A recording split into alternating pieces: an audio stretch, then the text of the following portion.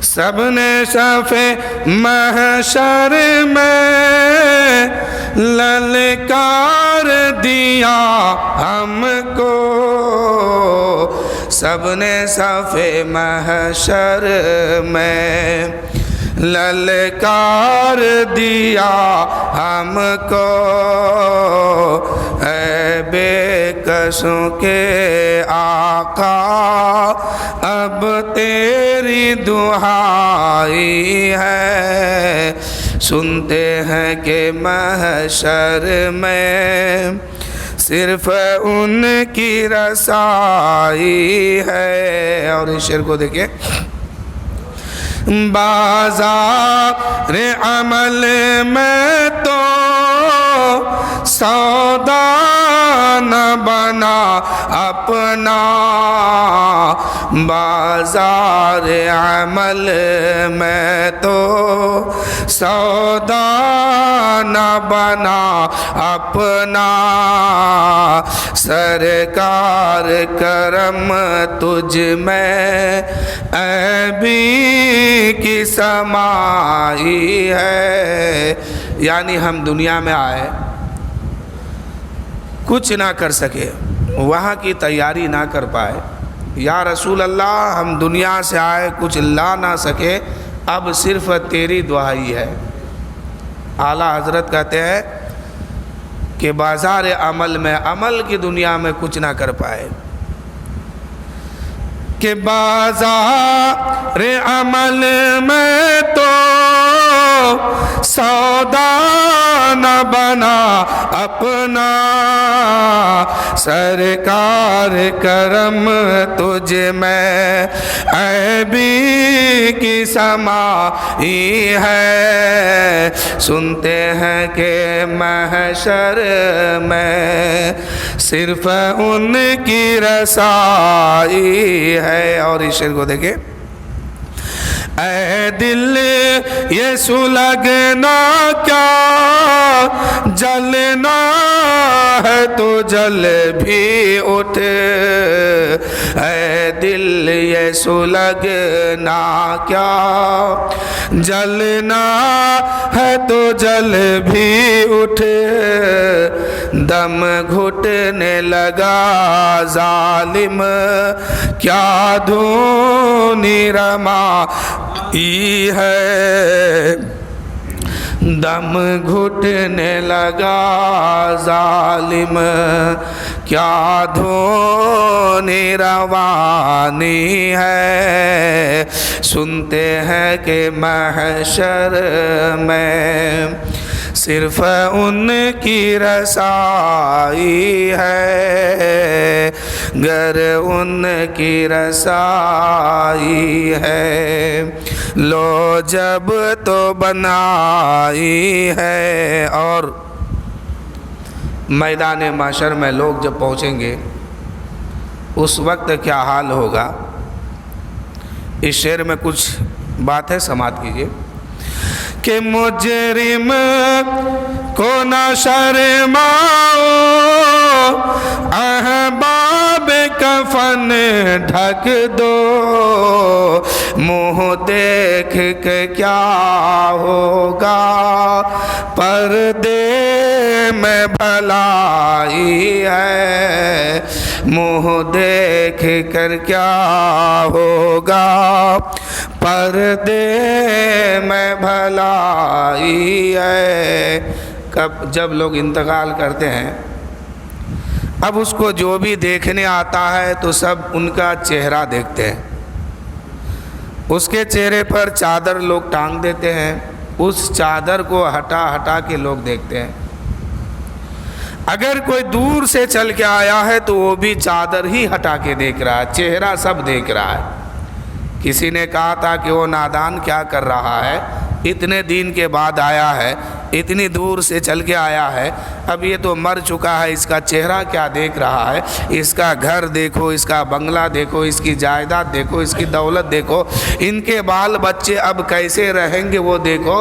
تو آنے والا کہتا ہے او بولنے والے چپ ہو جا، آج ہم چہرہ اسی لیے دیکھتے ہیں کہ آج جو یہ مر گیا ہے ان کی زبان خاموش ہے، آج یہ بول نہیں سکتا ہے، اب اس کا اعمال بولے گا کہ یہ آدمی اچھا تھا کہ خراب تھا، یہ آدمی نیک تھا کہ بدکار تھا، یہ آدمی کتنا اچھا تھا، اس کا عمل بولے گا، اس کا اعمال بولے گا۔ اس لیے آج دیکھنے دے۔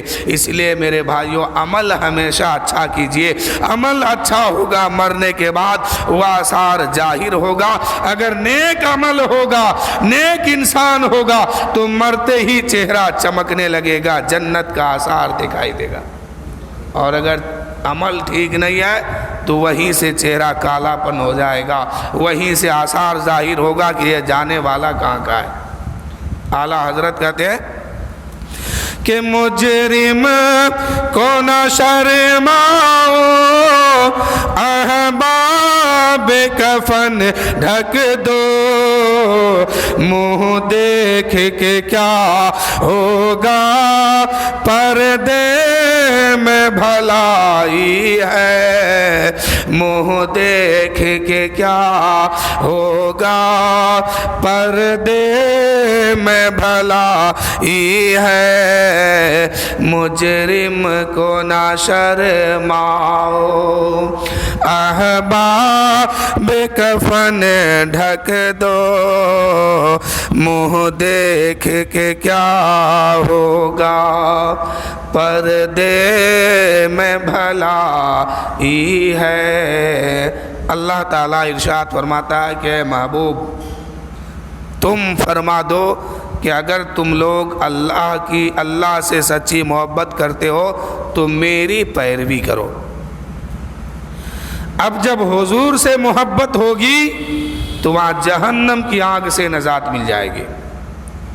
اعلیٰ حضرت کہتے ہیں اے عشق تیرے صدقے جلنے سے چھوٹے سستے، اے عشق تیرے صدقے جلنے سے چھوٹے سستے، جو آگ بجھا دے گی وہ آگ لگائی ہے۔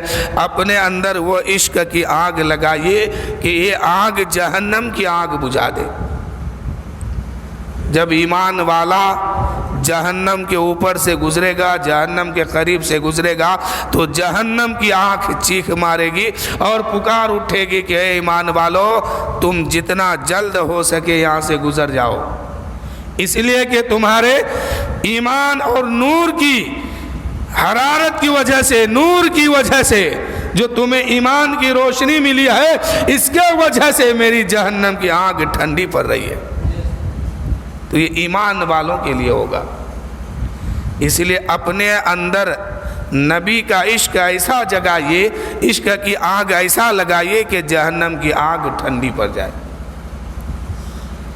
جہنم میں ایک وادی ہے جس سے جہنم کی آگ ایک دن میں کئی مرتبہ پورے جہنم کی آگ اس آگ سے پناہ مانگتی ہے۔ اور وہ جہنم کی آگ کس کے لیے تیار کیا گیا ہے؟ دو آدمی کے لیے، دو طرح کے انسان کے لیے۔ ایک تو وہ انسان جو نماز وقت کے اندر رہ کے نہیں پڑھتا ہے۔ کچھ عمل ایسے ہیں، نماز ایک ایسی عبادت ہے کہ لوگ جب نماز پڑھتے ہیں تو سارے گناہ ختم ہو جاتے ہیں۔ لوگ جب نماز پڑھتے ہیں تو سارے گناہ ختم ہو جاتے ہیں، لیکن کچھ گناہ بھی ایسا ہے کہ اس گناہ کے کرنے سے عمل ختم ہو جاتے ہیں، نماز جیسی عبادت ختم ہو جاتی ہے۔ اور وہ جہنم کی آگ جو بنی ہے وہ صرف دو طرح کے لوگوں کے لیے۔ ایک طرح کے لوگ وہ جو نماز چھوڑ کے زندگی گزارتا ہے، اور دوسرے طرح کے لوگ وہ جو حرام لقمہ کھاتا ہے۔ حرام کا کھانے سے سب سے بڑا نقصان یہ ہوتا ہے کہ اس کی عبادت قبول نہیں ہوتی ہے. نماز جیسی عبادت قبول نہیں ہوتی ہے. نماز میں جو نیکی اور ثواب ملتا ہے وہ بھی ختم ہو جاتے ہیں. اور یہ دونوں شخص کو کہاں ڈالا جائے گا؟ جہنم کے اس وادی کو جس سے جہنم کی آگ خود پناہ مانگتی ہے. آج معاشرے میں یہ دو طرح کے گناہ زیادہ پایا جاتا ہے، ایک بے نمازی ہونا اور ایک حرام کا کھانا. اور سب سے بڑی سب سے خطرناک جو جہنم میں جگہ ہے وہ یہی دو شخص کے لیے بنایا گیا ہے. جیسے ہی کوئی انسان نماز پڑھنے کے لیے کھڑا ہوتا ہے تو سب سے پہلے پیٹ میں درد شیطان کا ہوتا ہے. جب اللہ نے نماز فرض کی اس وقت شیطان جو ہے رونے لگا، چلانے لگا، اپنے خاندان کو جمع کیا، چیلے چپاٹی کو جمع کیا. ان کے چیلے نے کہا کہ اے شیطان تجھے ہوا کیا ہے، تمہیں کس چیز نے رلایا؟ شیطان کہتا ہے کہ اللہ نے اپنے بندوں پر نماز فرض کر دیا. افسوس اس بات پر ہے کہ سمجھدار انسان نماز پڑھ کر کے سجدہ کر کے رب کو منا لے گا اور جنت میں پہنچ جائے گا. اور میرے لیے جب حکم ہوا تھا کہ شیطان تو سجدہ کر تو میں نے انکار کیا تھا، اس کے بدلے میں مجھے جہنم میں ڈالا جائے گا. تو سب سے پہلے تکلیف نماز سے کس کو ہوئی؟ شیطان کو ہوئی. سب سے بڑی مشکل کی بات شیطان کے لیے ہے. شیطان رونے لگا، چلانے لگا کہ افسوس اس بات پر ہے کہ اللہ نے مجھے سجدے کا حکم دیا، میں انکار کیا، میں جہنم میں جاؤں گا، اور اللہ نے اپنے بندوں پر نماز فرض کیا. سمجھدار انسان نماز پڑھیں گے، سمجھدار انسان سجدہ کریں گے، وہ جنت کا حقدار بن جائیں گے. اذان دے دیجئے یہیں سے.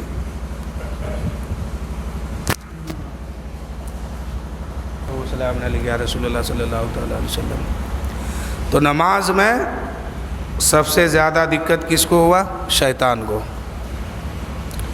شیطان یہ کہتا ہے کہ میں نے تو سجدہ سے انکار کر دیا اور اللہ نے نماز کو فرض کیا، اب جو سمجھدار بندہ ہوگا وہ سجدہ کر کے اللہ کو منا لے گا اور اللہ کو منا کر کے وہ جنت میں چلا جائے گا. جب کوئی انسان نماز پڑھتا ہے جماعت کے ساتھ تو ان کی فضیلت بہت بڑی فضیلت ہے. ایک نماز اگر وہ پڑھ رہا ہے تو اس میں ایک ثواب ہے، اور وہی نماز اگر جماعت سے پڑھتا ہے تو 27 گنا زیادہ ثواب ہے. نماز وہی ہے، اللہ ہی کے لیے پڑھ رہا ہے، چاہے اکیلے پڑھے یا جماعت سے پڑھے. فرق اتنا ہے کہ جب جماعت سے انسان پڑھتا ہے تو اللہ تعالیٰ اس کو 27 گنا زیادہ ثواب عطا فرماتا ہے. اس لیے کہ نماز ملاتی ہے بندے کو خدا سے. نماز ملاتی ہے بندے کو خدا سے، اور جماعت ملاتی ہے بندے کو بندے سے. اور یہ ادا اللہ نے دیکھا، بہت پسند آیا. بندے کی اس ادا سے اللہ راضی ہو گیا، اور بندے کی اس ادا کو اللہ نے پسند فرمایا تو اللہ تعالیٰ نے 27 گنا زیادہ ثواب بھی عطا فرما دیا. اور نماز جب بندہ جماعت سے پڑھتا ہے تو جماعت سے نماز پڑھنے سے ایک فائدہ یہ بھی ہے کہ سارے جھگڑے ختم ہو جاتے ہیں، ساری دشمنی ختم ہو جاتی ہے. ایک مومن دوسرے مومن کو سے اگر کوئی دشمنی رکھتا ہے 3 دن سے زیادہ دشمنی کرنا حرام ہے، وہ غصہ حرام ہے، اور حسد وہ کینہ رکھنا حرام ہے. اب کوئی انسان 3 دن سے زیادہ اگر کسی انسان کے لیے، کسی مومن کے لیے، کسی ایمان والے کے لیے اگر اپنے دل میں حسد یا بغض رکھا ہے تو پھر وہ بندہ جب نماز پڑھتا ہے تو اس کی نماز قبول نہیں ہوتی ہے. کوئی عبادت کرتا ہے اس کی عبادت قبول نہیں ہوتی ہے، اس لیے کہ وہ کسی مسلمان سے بغض رکھا ہے. جب ایک مسلمان دوسرے مسلمان کے لیے اپنے دل میں بغض رکھتا ہے 3 دن گزر جاتا ہے تو وہ غصہ حرام ہو جاتا ہے. اور اگر کوئی مسلمان سے حسد کرتا ہے، جلن کرتا ہے، بغض کر رکھتا ہے، یعنی حسد، جلن اور دشمنی دوسرے مسلمان سے رکھا ہے، اپنے مسلمان بھائیوں سے رکھا ہے، تو اس کے رکھنے سے نقصان یہ ہوگا کہ اگر وہ نماز پڑھے گا اس کی نماز قبول نہیں ہوگی، وہ قرآن پاک کی تلاوت کرے گا وہ تلاوت قابل قبول نہیں ہوگی، وہ کوئی نفلی عبادت کرے گا وہ عبادت قبول نہیں ہوگی. اس لیے مسلمان کو کسی دوسرے مسلمان سے غصہ کرنا حرام ہے، حرام. ایک مسلمان دوسرے مسلمان سے حسد رکھنا، غصہ کرنا، جلنا، یہ سب حرام ہے. اب نماز میں آیا، جماعت کے ساتھ بندہ نماز پڑھ رہا ہے. فرض کیجئے ایک انسان ہے وہ سامنے پہلی صف میں کھڑا ہوا، اس کے بغل میں اس کا دشمن آ کے کھڑا ہو گیا جو نماز کے باہر وہ بات نہیں کرتا تھا. نماز پڑھنے سے پہلے وہ دشمنوں سے بات نہیں کرتا تھا. اتفاق سے جماعت کھڑی ہو گئی، وہ انسان آگے کھڑا ہوا، اس کے دائنے جانب اسی کے بغل میں اس کا دشمن بھی آ کے کھڑا ہو گیا. اب نماز پڑھ رہے ہیں، 1 رکعت پڑھا، 2 رکعت پڑھا. اب جب آخر میں سلام پھیرتے ہیں تو کہتے ہیں السلام علیکم ورحمۃ اللہ. جب انسان نماز کے اندر سلام پھیرتا ہے، سلام کہتا ہے، اور اسی کے بغل میں اس کا دشمن دائیں طرف ہے، تو اب یہ کہتا ہے السلام علیکم ورحمۃ اللہ، اے میرے بھائی تمہارے لیے سلامتی ہو. یہ سلام کس کو کہتے جانتے ہیں؟ نماز کے اندر جماعت کے ساتھ جو سلام کرتے ہیں وہ سلام کس کو کرتے ہیں؟ دائیں جانب آپ نے سلام کیا تو جتنے آپ کے دائیں جانب ہے ان سب کے لیے سلام ہوا، اور فرشتوں کو بھی سلام کیا. پھر بائیں جانب آپ نے سلام پھیرا، پھر بائیں جانب آپ کے بائیں جانب جتنے لوگ ہیں ان سب کو سلام ہوا، ان سب کے سلامتی کی آپ بھیک مانگ رہے ہیں، ان سب کے سلامتی کی بھیک آپ مانگ رہے ہیں، دعا کر رہے ہیں کہ ان کو سلامتی عطا فرما. اور بائیں جانب جب سلام کیے پھر بائیں جانب بھی ان کے لیے سلامتی کی دعا کی اور تمام فرشتوں کو بھی سلام کیا. اب جو انسان جھگڑ رہا تھا، دشمنی کر رہا تھا، نماز کے اندر آیا، اپنے دشمن کو سلام کر دیا، اب سارا جھگڑا ختم ہو گیا. یہ ادا اللہ کو پسند آ گیا تو اللہ تعالیٰ نے 27 گنا زیادہ اس میں درجہ بڑھا کے ثواب عطا فرما دیا. اب اس میں اور ایک چیز یہ بھی ہے کہ جب انسان جماعت کے ساتھ نماز پڑھتا ہے تو اللہ تعالیٰ اس کو اجر یہ دیتا ہے کہ جب کوئی ان بندے مومن نماز جماعت کے ساتھ پڑھتا ہے فجر کی نماز تو 12 صدیقوں کا ثواب اسے عطا فرماتا ہے، 12 سچے لوگوں کا ثواب اسے عطا فرماتا ہے. کس کو؟ جو انسان فجر کی نماز جماعت کے ساتھ پڑھتا ہے. اور ظہر کی نماز کا ٹائم شروع ہونے تک اس کے بیچ میں اگر وہ انتقال کر گیا تو اللہ تعالیٰ اس کو شہادت کا درجہ عطا فرمائے گا اور کل قیامت کے دن اس کو شہید بنا کر کے قبر سے باہر نکالے گا. یہ جماعت سے نماز پڑھنے کی فضیلت ہے. اب وہ انسان ظہر کے ٹائم تک مرا نہیں، ابھی زندہ ہے، حیات سے ہے. اب ظہر کی نماز انہوں نے جماعت کے ساتھ پڑھا، اب اس کو اجر یہ مل رہا ہے کہ 10 صدیقوں کا ثواب، 12 شہیدوں کا ثواب اللہ تعالیٰ اس کو دیتا ہے. کس کو؟ جو انسان فجر کی نہیں ظہر کی نماز جماعت کے ساتھ پڑھ رہا ہے. 10 صدیقوں کا ثواب، 12 شہیدوں کا ثواب. اس کے بعد اگر وہ انسان عصر کے وقت تک انتقال کر جاتے ہیں، پردہ کر جاتے ہیں، اس دنیا سے رخصت ہوتے ہیں تو اللہ تعالیٰ اس کو اجر اور مقام عطا فرماتا ہے کہ اس کو شہادت کا درجہ عطا فرمائے گا، شہید بنا کے کل قیامت کے دن اسے اٹھائے گا. یہ جماعت سے نماز پڑھنے کی فضیلت ہے. اب وہ انسان انتقال نہیں کیے، असर का टाइम शुरू हुआ, असर की नमाज अब वो जमात से पढ़ रहा है, असर की नमाज अब वो जमात से पढ़ रहा है, तो अल्लाह ताला फिर उसको क्या अजर अता फरमाता है कि उसको अजर ये देता है कि नेकों का सवाब अता फरमाता है और हज करने का सवाब अता फरमाता है, उम्रा करने वालों का सवाब उसके नामे अमाल में अता फरमाता है। यानी नेकों का, अच्छे लोगों का सवाब उसे देता है, हज करने का हाजियों को जो सवाब देता है वो सवाब इनको अता फरमा रहा है, उम्रा करने वालों का सवाब भी इनको देता है। और अगर मगरिब तक वह इंसान इंतकाल किया तो शहादत का दर्जा उसे अता फरमाएगा।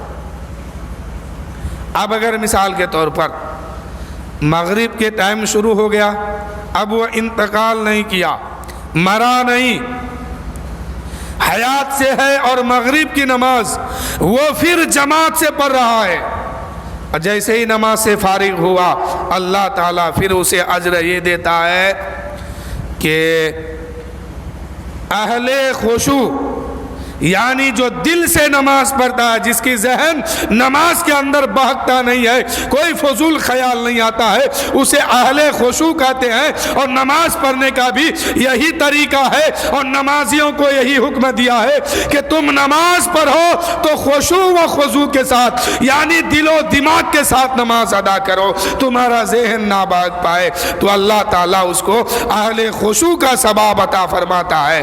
और उसके बाद 12 मुकर्रब फरिश्तों का अज्र भी उसे अता फरमाता है जो मगरिब की नमाज जमात के साथ पढ़ता है। और अगर ईशा का टाइम शुरू होने से पहले पहले वह इंतकाल कर जाए तो अल्लाह ताला उसको शहादत का दर्जा अता फरमाता है। और अगर इंतकाल ना किए, ईशा की नमाज पढ़ लिए, जमात से टाइम शुरू हुआ, ईशा की नमाज जमात से अदा की, अब अल्लाह ताला उसे अज्र ये अता फरमाता है कि 100 हज करने वालों का सवाब, 100 हज का सवाब अता फरमाता है और सालिकीन का सवाब अता फरमाता है और 12 उलमाए बाअमल का सवाब उस ईशा पढ़ने वालों को अता फरमाता है जो जमात के साथ पढ़ता है। अब ईशा की नमाज के बाद 3 रकात नमाज वितिर की आती है। वितिर की नमाज अगर ईशा की नमाज में मिला के पढ़ा, यानी ईशा की जमात के बाद सुन्नत पढ़ा, सुन्नत के बाद अगर नफल पढ़ना है तो नफल पढ़ा, उसके बाद अगर वितिर की नमाज पढ़ रहा है 3 रकात, या फिर रात के आधे हिस्से, आखिरी हिस्से के रात के आधे हिस्से गुजरने के बाद नींद से बेदार होकर के वो वितिर की नमाज अदा करता है, तो अल्लाह ताला हर रकात के बदले में 100 गुलाम आज़ाद करने का सवाब अता फरमाता है। कितना? 100 गुलाम, 100 हज बैतुल्लाह का सवाब अता फरमाता है और 100 रातें यादे इलाही में गुजारने का उसे अजर अता फरमाता है। अब वितिर की नमाज कितनी है? 3 रकात है और अल्लाह के रसूल कहते हैं कि हर रकात में तो एक रकात में 100 गुलाम, दूसरी रकात में 200 गुलाम, तीसरी रकात में 300 गुलाम, गोया कि उसने 3 रकात नमाज वितर अदा किया है और 3 रकात के बदले में अल्लाह ताला उसे अज्र ये देता है, सवाब ये देता है कि 300 गुलाम खरीद करके उसने आज़ाद किया। ये सिर्फ 3 रकात वितर की नमाज के बारे में। उसके बाद फिर क्या आता है? 100 हज बैतुल्लाह, यानी एक रकात में 100 हज बैतुल्लाह, दूसरी रकात में फिर 100, तीसरी रकात में फिर 100, 3 रकात में 300 हज बैतुल्लाह का सवाब अता फरमाता है। 3 रकात में 300 हज बैतुल्लाह। यहाँ जो लफ्ज़ आया है हर रकात में, हर रकात में, तो हर रकात में लिया जाए तो 3 रकात है तो 300 हज बैतुल्लाह का सवाब उसे अता फरमाता है। और आगे बढ़िए, 300 रातें यादे इलाही में जाग करके इबादत करने का सवाब उस वितर की नमाज पढ़ने वाले को अता फरमाता है। تو نماز میں بہت بڑی فضیلت ہے میرے بھائی، پڑھا کیجئے۔ اور اگر وتر کی نماز پڑھ کے صبح صادق ہونے سے پہلے وہ انسان انتقال کر جاتا ہے تو اللہ تعالیٰ اس کو شہادت کا درجہ عطا فرماتا ہے۔ یہ کس کو؟ جو لوگ نماز جماعت کے ساتھ پڑھتا ہے۔ اس کے بعد رات کے آخری حصے میں 12 رکعت تہجد کی نماز 6 سلام سے پڑھتا ہے، یعنی 2 رکعت کر کے تہجد کی نماز 2 رکعت کر کے 6 سلام سے 12 رکعت ادا کیا تو اللہ تعالیٰ اس کو اجر یہ عطا فرماتا ہے کہ ہر رکعت کے بعد اس کو اجر یہ عطا فرماتا ہے کہ کل بروز محشر جب اس کو قبر سے نکالا جائے گا تو صابروں کی جھرمٹ میں اسے رکھا جائے گا، صبر کرنے والی جماعت میں اس کو رکھا جائے گا۔ یہ نماز کی فضیلت ہے۔ اب حضرت صدیق اکبر کہتے ہیں کہ جو لوگ ظہر کی نماز، فجر کے بارے میں نے تو بتایا کہ فجر کی 2 رکعت سنت اتنی قیمت رکھتی ہے کہ دنیا کی ساری دولت ایک طرف اور فجر کی 2 رکعت نماز ایک طرف ہے، اور ساری دولت پر بھاری پڑ جائے گی 2 رکعت فجر کی سنت۔ میرے آقا فرماتے ہیں کہ کائنات دنیا کی ساری دولت سے زیادہ محبوب مجھے فجر کی 2 رکعت سنت نماز ہے۔ تو جب سنت کا یہ عالم ہے تو فجر کا کیا عالم ہوگا، فرض کا کیا عالم ہوگا۔ حضرت صدیق اکبر کہتے ہیں کہ جو لوگ ظہر کی نماز جماعت کے ساتھ پڑھتا ہے تو ظہر میں 4 رکعت ہے، 4 رکعت نماز کوئی انسان، کوئی بندے مومن جماعت کے ساتھ پڑھتا ہے، جو لوگ اللہ تعالیٰ اس کو ہر رکعت کے بدلے میں اور نماز 4 رکعت نماز کے اندر جو کچھ اس نے پڑھا ہر لفظ کے بدلے میں، ہر کلمے کے بدلے میں اللہ تعالیٰ اس کو جنت میں 5 محل عطا کرے گا اور 5 حوریں عطا کرے گا۔ کس کے بدلے میں؟ ظہر کی 4 رکعت نماز جماعت کے ساتھ پڑھنے سے۔ اور ہر بولی میں اس میں آپ نے جتنی باتیں کی ہے، جو کچھ آپ نے پڑھا ہے، ہر ایک کا بدلہ مل رہا ہے۔ اب آقا فرماتے ہیں، میرے نبی فرماتے ہیں کہ جب قیامت کا دن قائم ہوگا، لوگ نفسی نفسی کے عالم میں ہوں گے، اس وقت نمازیوں کی نماز براق کی شکل میں اس کے سامنے آئے گی اور اس کو اپنے اوپر سوار کر کے پل صراط پار کرا دے گی۔ کس پر؟ یہ لوگ کیسے پار ہوں گے؟ جیسے ایک تیز رفتار میں پرندہ چلتا ہے، ایسے ہی یہ لوگ پرندے کی طرح پل صراط کو پار کر جائیں گے۔ یہ کون ہے؟ جو لوگ ظہر کی نماز جماعت کے ساتھ پڑھتا ہے، جو لوگ سچے دل سے نماز ادا کرتا ہے، اللہ کی محبت میں آ کے نماز پڑھتا ہے، ان لوگوں کو یہ مقام عطا فرمائے گا رب کہ قیامت کا دن ہوگا، پوری دنیا جو ہے نفسی نفسی کے عالم میں ہوگی، اس وقت دنیا نہیں ہوگی، قیامت کا دن ہوگا، سارے لوگ نفسی نفسی کے عالم میں ہوں گے۔ ایسے عالم میں نمازی کی نماز جو ہے براق کی شکل میں اس کے سامنے آئے گی اور اس کو اپنے اوپر سوار کر کے پل صراط پار کرا دے گی، وہ لوگ جنت میں پہنچ جائیں گے۔ یہ کون لوگ ہوں گے؟ جو لوگ جماعت کے ساتھ پڑھا ہے نماز۔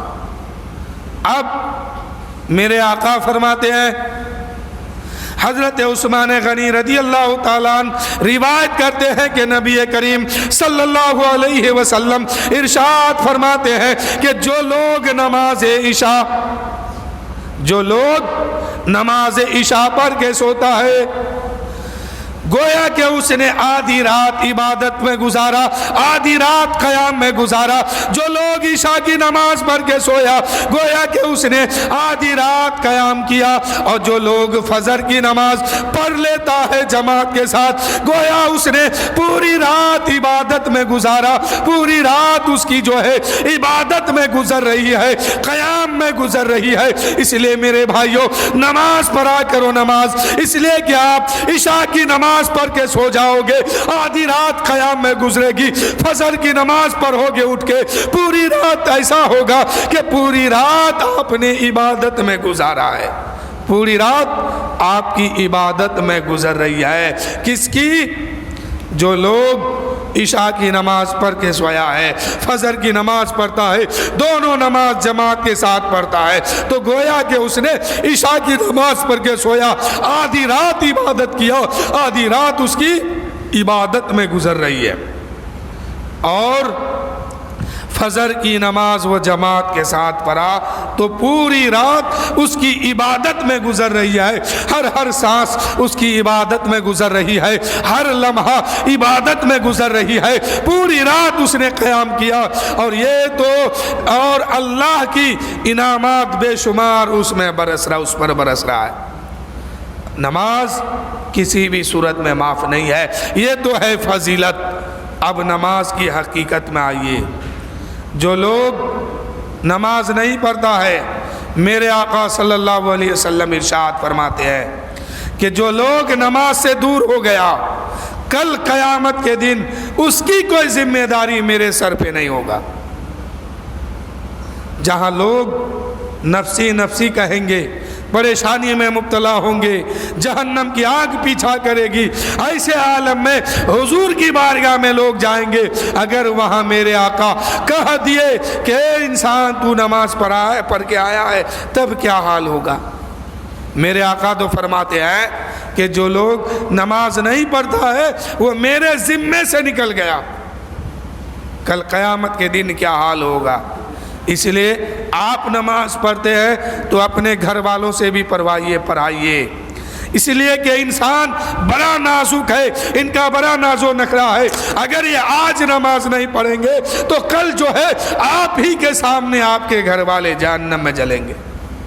مثال کے طور پر آپ بحیثیت باپ ہیں، آپ گھر کا گارجین ہیں، آپ گھر کا مالک ہیں، آپ کا بیٹا نماز نہیں پڑھتا ہے، آپ کی بیٹی نماز نہیں پڑھتی ہے، آپ کی بیوی نہیں پڑھتی ہے، آپ کی بہن نہیں پڑھتی ہے، کل قیامت کے دن آپ کے سامنے سے فرشتے ان لوگوں کو اٹھا کے لے جائیں گے اور جہنم میں گھسیٹ کر کے ڈال دیں گے، آپ وہاں کچھ نہیں کر پائیے گا۔ جس بیٹے سے اتنی محبت ہے کہ اگر اس بیٹے کی طبیعت رات کے آخری حصے میں یا آدھی رات میں اس کی طبیعت خراب ہو جائے تو اسی رات کو آپ اس کو اٹھا کے ڈاکٹر کے ہاں لے کے جاتے ہیں، ڈاکٹر کو اٹھاتے ہیں، دوا دیتے ہیں۔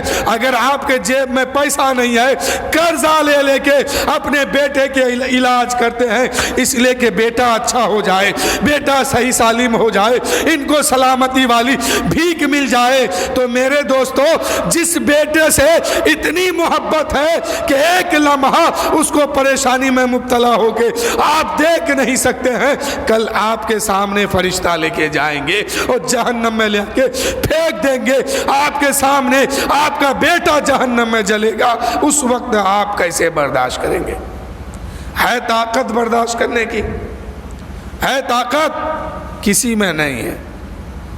آج جس بیٹے کے لیے آپ سارے حد کو پار کر جاتے ہیں، جس بیٹے کے آرام کے لیے، جس بیٹے کی زندگی کو سنوارنے کے لیے ساری حدیں آپ پار کر جاتے ہیں، کوئی بھی مشکل آتا ہے اس کا سامنا آپ کرتے ہیں، لیکن یہی بیٹا اگر نماز نہیں پڑھتا ہے، دین سے دور ہو رہا ہے، تو فرشتہ لے کے جہنم کے طرف لے کے جائیں گے۔ اس وقت آپ ہاتھ باندھ کر کے کھڑے ہو کر کے دیکھیں گے، اس وقت بولنے کی طاقت آپ کی زبان پر نہیں ہوگی، آپ اتنا بھی نہیں کہہ پائیں گے کہ اے فرشتوں یہ میرا بیٹا ہے، میں اس سے بہت محبت کرتا ہوں، اس کو جہنم میں مت لے جاؤ، اتنا بھی کہنے کی طاقت آپ کے اندر نہیں ہوگی۔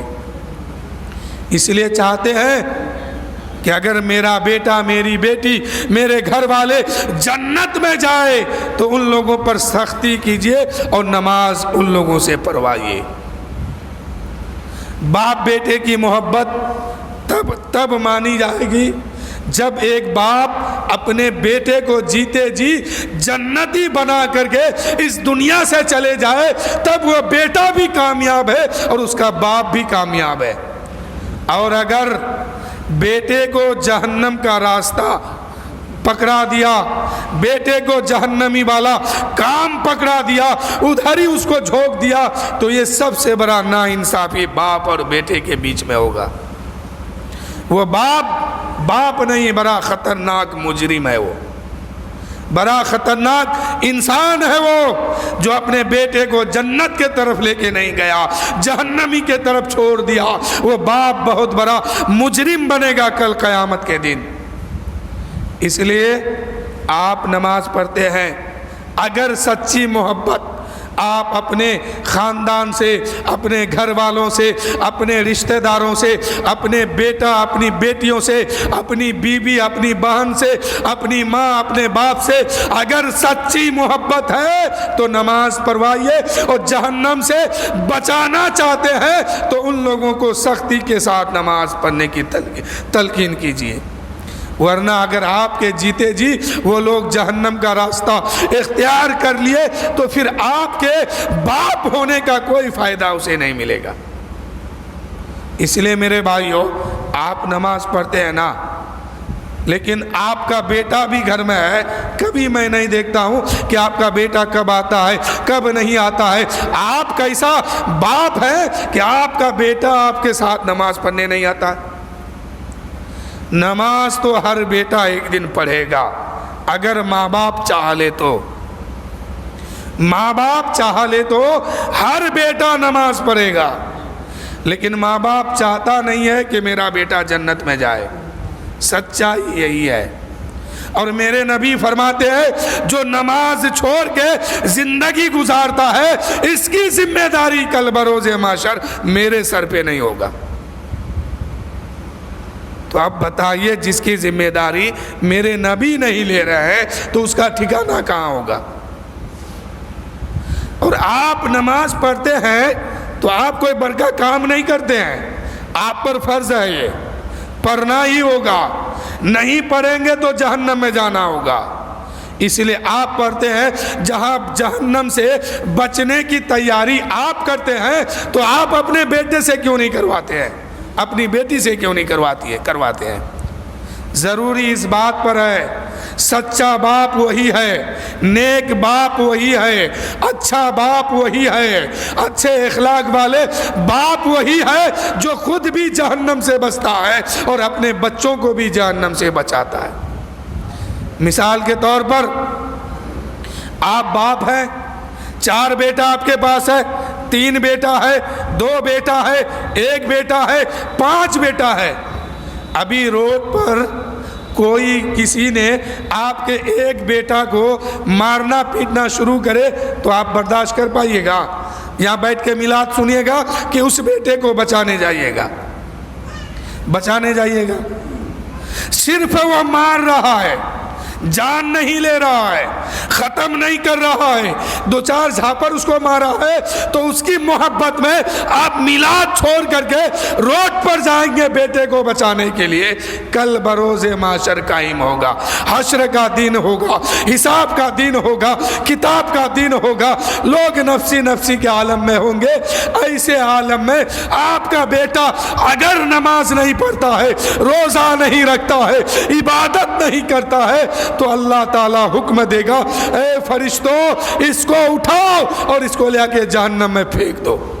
آپ وہاں پر موجود ہوں گے، آپ کے سامنے سے آپ کے بیٹے کا فرشتے ہاتھ پکڑیں گے اور گھسیٹتے ہوئے جہنم کے طرف لے کے جائیں گے، آپ وہاں کچھ نہیں کر پائیے گا۔ آپ وہاں کچھ بھی نہیں کر سکتے ہیں، یہاں تک کہ آپ کی زبان بھی نہیں کھلے گی اس وقت کہ فرشتوں یہ میرا بیٹا ہے، میں جنت میں جا رہا ہوں، میرے ساتھ اس کو جانے دو، یہ بھی نہیں کہہ پائیں گے۔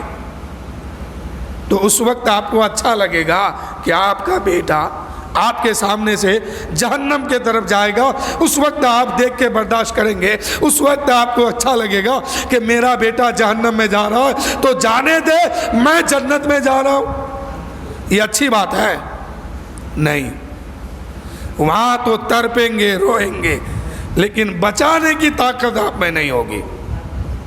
وہاں بھی روئیں گے، افسوس ظاہر کریں گے کہ کاش جیتے جی دنیا میں رہ کر کے اپنے بیٹے کو دین پر چلاتا، عبادت کرنے کہتا، اللہ کو مانتا، اللہ کی فرما برداری کرتا اور اللہ کے سامنے نماز میں کھڑے ہو کر کے نماز پڑھتا، تو یہ بیٹا جو ہے آج جہنم کے طرف نہیں جاتا بلکہ جنت میں داخل ہو جاتا۔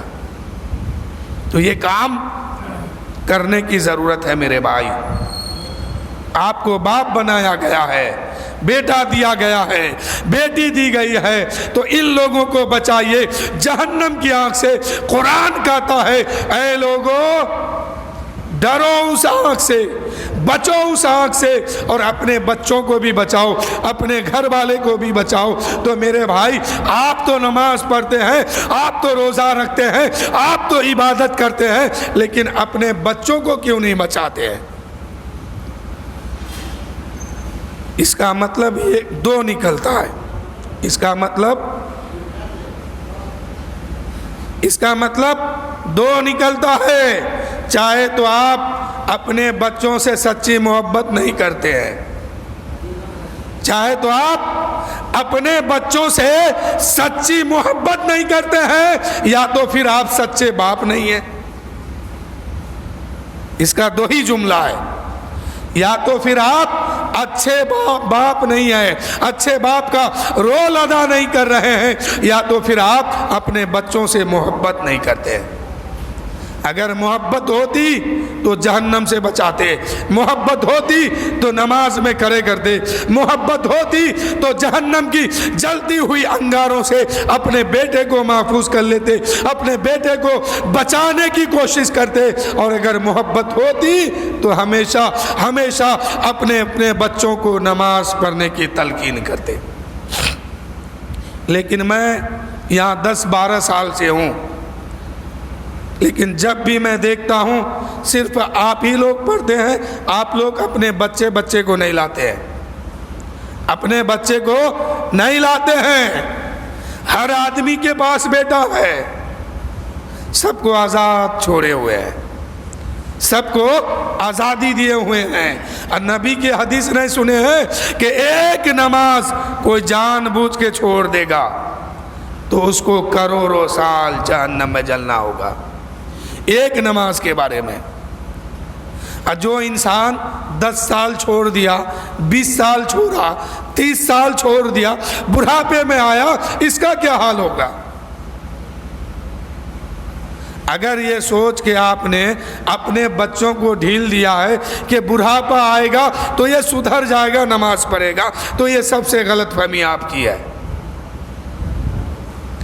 اس لیے یہ سوچ اپنے ذہن سے نکالیے۔ اگر ایک رکعت نماز، ایک ٹائم کی نماز چھوٹ رہی ہے جان بوجھ کر کے، تو ایک نماز کے بدلے میں میرے آقا فرماتے ہیں کہ اس کو 1 کروڑ 2 کروڑ اور کچھ سال اور بھی ہے، اس کو جہنم میں جلنا ہوگا۔ جب اتنی سزا پوری ہوگی پھر دوسری نماز کھولی جائے گی، اس کے بعد پھر تیسری، چوتھی، اسی طرح سے ایک دن میں 5 نماز ہے۔ کہاں کھوئے ہیں آپ؟ کہاں گھوم رہے ہیں؟ سوچ رہے ہیں کہ مسلمان ہیں، ہم نے سارا کام کر لیا، کوئی کام آپ نے نہیں کیا ہے، کوئی کام اب تک آپ نے نہیں کیا ہے جنت میں جانے کا۔ اس لیے کام کیجئے، وہ کام کیجئے جس سے آپ بھی بچ جائیں، آپ کا بیٹا بیٹی بھی بچ جائے، آپ کے گھر کے لوگ بھی بچ جائے. حقیقت میں وہی مسلمان ہے, حقیقت میں وہی کامیاب انسان ہے جو خود بھی جہنم کی آگ سے بچتا ہے اور دوسروں کو بھی بچانے کی کوشش کرتا ہے. یہاں دوسروں کو کیا بچائیں گے, خود اپنا گھر نہیں بچا پا رہے ہیں. شریعت کہہ رہی ہے کہ دوسرے کو بچاؤ, دوسرے کو سمجھاؤ, ان کو لے کے آؤ دین پر. لیکن آپ کیسے لائیں گے؟ آپ خود اپنے گھر کو نہیں سنبھال پائے ہیں. آپ کا بیٹا خود نماز نہیں پڑھتا ہے, آپ کی بیٹی نماز نہیں پڑھتی ہے, آپ کی بیوی نہیں پڑھتی ہے, آپ تو ابھی اپنے گھر کو نہیں سنبھال پائیں تو دوسرے کو کیسے سنبھلاؤ گے؟ کل بروز محشر ایک کفار سے پوچھے گا کہ کیا تمہارے پاس کوئی دین لے کے نہیں آیا تھا, کوئی سمجھایا نہیں تھا؟ وہ کہے گا نہیں, کوئی نہیں سمجھایا تھا. اس وقت رب فرمائے گا ایمان والوں سے کہ تم نے اس کو دین کی دعوت کیوں نہیں دیا؟ تو یہاں تو حال یہ ہے کہ غیر کو کیا دیں گے, یا خود اپنے کو نہیں دے پا رہے ہیں, اپنے کو نہیں دے پا رہے ہیں. آج نماز وہی انسان پڑھتا ہے جو بڑھاپے میں پہنچ گیا ہے. جوان حضرات گھوم رہے ہیں, ابھی دنیا میں وہ گھوم رہا ہے, اس کو یہ پتہ نہیں ہے کہ موت کسی بھی وقت آ سکتی ہے, اور ایک بار مر گئے تو عمل کا سارا دروازہ بند ہو جائے گا. نہ اب وہ نماز پڑھ سکتا ہے, نہ روزہ رکھ سکتا ہے, نہ حج کر سکتا ہے, نہ زکوٰۃ دے سکتا ہے, نہ قرآن پڑھ سکتا ہے, نہ تلاوت کر سکتا ہے, وہ کچھ نہیں کر سکتا ہے. سارے عمل کے دروازے بند ہو گیا. اب اگر ان کے گھر والا سوچ رہا ہے کہ ہم نے فاتحہ کیا ہے, اس کے نام سے فاتحہ کریں گے, وہ بخشا جائے گا, تو فاتحہ نفلی عبادت ہے. یہ فاتحہ کیا ہے؟ نفلی عبادت ہے. اگر کسی کی فرض چھوٹ جائے, فرض عبادت نہیں کرتا ہے, اس کی نفلی عبادت قبول نہیں ہوتی ہے. سمجھ گئے آپ؟ فاتحہ اسی کے لیے ہے جو فرض کو ادا کر کے گیا ہے. اور ہم لوگ کیا کرتے ہیں؟ فاتحہ دے فاتحہ لے فاتحہ, فاتحہ ہی پہ جی رہے ہیں. نہ نماز پڑھنے کی فرصت ہے, نہ روزہ رکھنے کی طاقت ہے, نہ عبادت کرنے کی فرصت ہے. مر گیا, لے فاتحہ دے فاتحہ. اور آج کل کا فاتحہ بھی وہی ہے, جیسا آپ کا دال بھات ہے ویسے ہی ہماری فاتحہ بھی ہے. ہم کیا کریں؟ ہمارے فاتحہ سے آپ بخشے جائیں گے؟ ایسا اگر ہوتا تو پہلے ہم اپنے آپ کو بخشواتے. فاتحہ ایک نفلی عبادت ہے, یہ دعا ہے, اس سے درجہ بلند ہوتا ہے.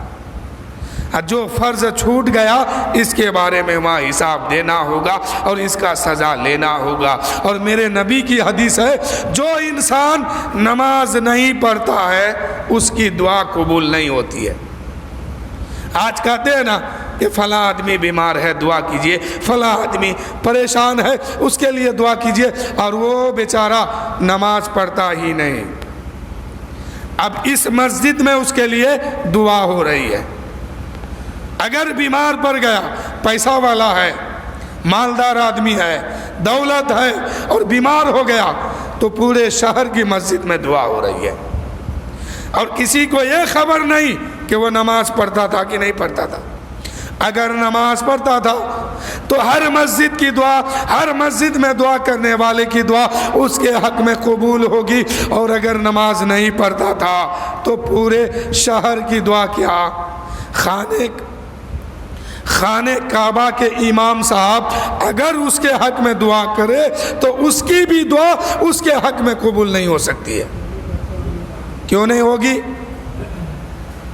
کہ بے نمازی کے حق میں کبھی دعا قبول نہیں ہوتی ہے, اور بے نمازی اپنے بارے میں دعا کرے اس کی بھی دعا قبول نہیں ہوتی ہے, رد ہو جاتی ہے. اور فاتحہ میں آپ لوگ ہم لوگ لگے ہوئے ہیں تو فاتحہ نفلی عبادت ہے، اس کو کیجئے، ثواب کا کام ہے، لیکن اگر فرض چھوٹا ہے تو آپ کا فاتحہ کام نہیں آئے گا۔ فاتحہ اسی کے لیے ہے جو فرض عبادتوں کو ادا کیا ہے، فرض کا پتہ نہیں نفل میں پڑا ہوا ہے۔